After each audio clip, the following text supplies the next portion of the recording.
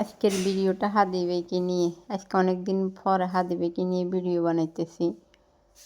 তো আজকে এতদিন হয়ে গেল, নতুন সরকার গঠন হলো, এত এত মানুষ শাহবাগ চত্বরে আন্দোলন করলো, আইজও হাদি ভাইয়ের বিচারটা হইল না। আমরা সাধারণ মানুষ হিসাবে তারেক জিয়ার কাছে শুধু এটাই চাই, যেন হাদি ভাইয়ের খুনির দড়ি মানে প্রচুর পরিমাণ শাস্তি দেয়, অত্যন্ত পরিমাণ শাস্তি দেয়, যাতে চিনি একবার এইভাবে খুন করতে যাতে হাতবার ভয় পায় কোনো খুনি এভাবে শাস্তি থেকে যেন হাজারো যারা সন্ত্রাসী করে তারা যেন ভয় পায়।